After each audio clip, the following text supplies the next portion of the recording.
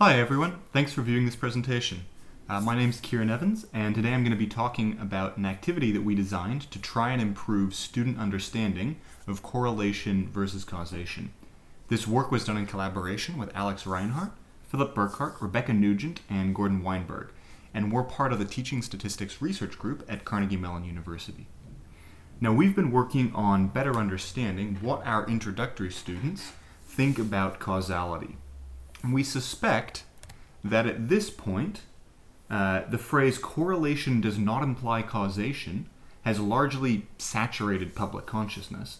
So our students are probably aware of it before they even take our introductory course, but it's not entirely clear what they understand beyond that phrase. So in particular, can they identify situations where causality is warranted, and can they understand the role that randomization plays in drawing causal conclusions?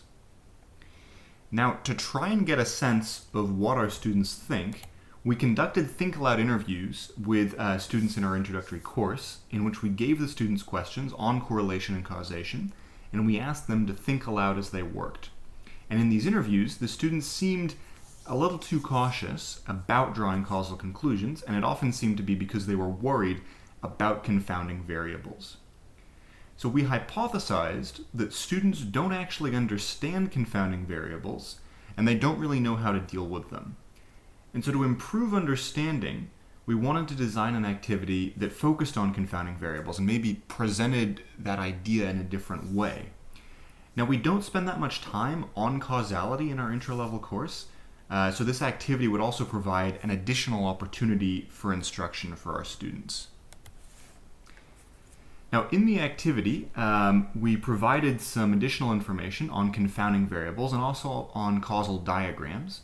And then we asked the students to work with a widget in which they specified the relationships between three variables. And these were visualized with a simple causal diagram.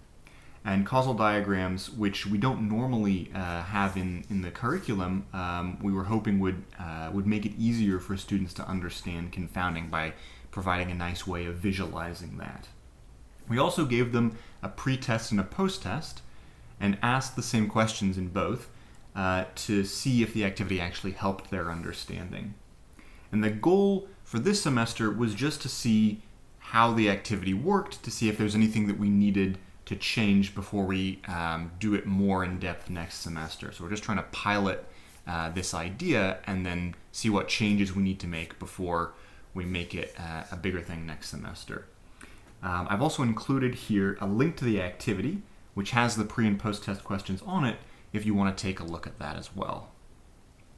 Now, the main takeaway from our piloted attempt here is that the initial version of the activity doesn't actually do what we wanted it to do. So students actually seem to get more cautious about drawing causal conclusions, which is sort of the opposite of what we wanted. We want them to still understand that correlation doesn't always imply causation, but we want them to be comfortable drawing causal conclusions when things like a randomized experiment is done.